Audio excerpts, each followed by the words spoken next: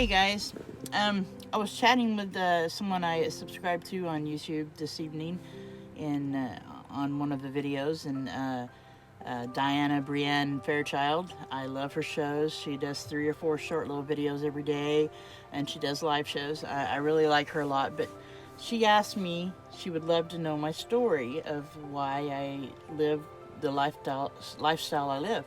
So I thought I'd do a little video about that for my new subscribers that don't know who I am. My name's Gina Payne, and I am 54. I have a 1973 step van that's been converted into a tiny home, and I live in that full time. Right now I am parked in Southern Oregon on some friend's property where I can be plugged in and stuff. I started living this lifestyle in 2019, July 2019. So the reason I started living this lifestyle, for the last 10 years of my life, or 15 years of my life, I've been a caregiver. And, well, until I retired. So I've not been working for the last 2 years. I worked very hard, a lot of hours. And if any of you are nurses or caregivers, you know it's very hard, demanding work. Over the last year and a half, 2 years of my working, I started getting sick. Well, not feeling well, just not doing well. I was depressed all the time. Just not happy with life, you know. But anyway, I enjoyed what I did, but the companies I worked for, they were really all about the money. And it's very demanding mentally being a caregiver, especially in an Alzheimer's unit. That's where I worked. And so, yeah, it's very draining, physically and emotionally. The last year I was working, I worked knock shift from 10 at night till 6 in the morning, which is a hard shift to me. I had to, during my shift that night, I wasn't feeling well. I noticed my lips were turning blue. I knew that wasn't good. So I made it through work that night, and I got someone to drop me off at the hospital. Well, they admitted me, and they told me I had congestive heart failure. So during that week of being in the hospital, I started feeling better. And as soon as I got out, I went back to work. I went back to work the next day. Work was they wouldn't let you be off work. You'd have to be on your deathbed. And I worked, and I worked very hard when I worked. A very strong work ethic. So it went on for another 6 or 7 months. And I had switched jobs to a place I thought would be better, but it was not. It turned out to be harder. And I was walking from one residence room to another room, and I just felt like I was going to pass out. I looked in the mirror, my lips were blue. My blood pressure was horrible. It was like 90 over 69 or 70. It was bad. I checked it myself, with a cuff, and so I called them. People hesitated to come in for me, but I got somebody there and went to the hospital and was admitted. They told me that only 30 or 25% of my heart was working, and that I needed to quit smoking cigarettes, needed to eat healthier, and if I could get my heart working to 30% or 32%, they would let me have a pacemaker. But it didn't change. It didn't happen fast. I could not work.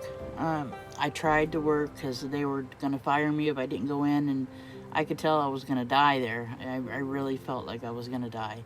I quit working. I filed for disability. And I went through a really bad depression. I wanted to give up. I didn't think I could change anything. I knew I could quit smoking. That was no problem. drinking Pepsi was harder to quit than smoking. It really was. But a friend of mine said, well, you should go join the YMCA. And so I did, and they have a pool here. And I started swimming, and it just felt so good to be in water. My body didn't hurt. I started out swimming just as much as I could every day at a slow pace. I got to where I could swim 1,200 meters over about a 4-month period. I swam 4 or 5 times a week. And I kept going in for checkups, and they had me on all kinds of medicines to slow my heart rate. I had tachycardia with my heart. I've had many strokes before, and congestive heart failure, and only, when this started, 25% of my heart was working. And I just really felt like I wasn't going to make it. I had really bad teeth, a lot of infection in my teeth, and at one point, they told me my heart had caught a virus sometime in my, over the last few years. That was part of the damage. And I also had sleep apnea, which was, I was just like, wow, and I really was depressed. But the more I got out to the YMCA, and I'm going to have to say the YMCA kind of saved my life. It gave me something to do. I could associate with the folks that go in there daytime, those older folks, and it gave me an outlet. I had somebody to talk to after swimming. I'd sit in the hot tub and chat with folks, or have a cup of coffee out in the lobby and talk with folks, and it was nice. It gave me a reason.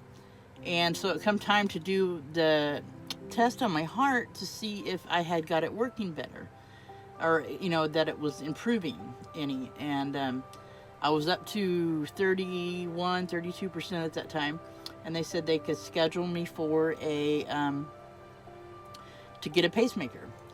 Well, then they realized that my teeth were in bad shape, and they go, okay, they scheduled the pacemaker to put it in. They said, well, you got to have your teeth pulled first. So it was a rush to find a dentist to pull my teeth. They couldn't knock me out due to I had the heart problems. I had to be awake for them to pull I had 24 teeth. They pulled while I was wide awake. It was rough. It was scary. And I was scared I was going to have a heart attack while they were doing it, But made it through that. A great dentist here in Grants Pass, Oregon, is where I was at to get my teeth pulled. And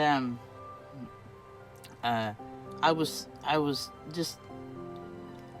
just didn't know, every day waking up not knowing if I was going to have a heart attack or whatever. And so 2 weeks after I got my teeth pulled, they scheduled my pacemaker to have it put in. And during this whole time, it was coming about that my disability was going to go through, and I had enough on the where they pay you, the lump sum. I had enough to buy. I had been following Vanlife on YouTube. Van City Vanlife was my favorite show on YouTube.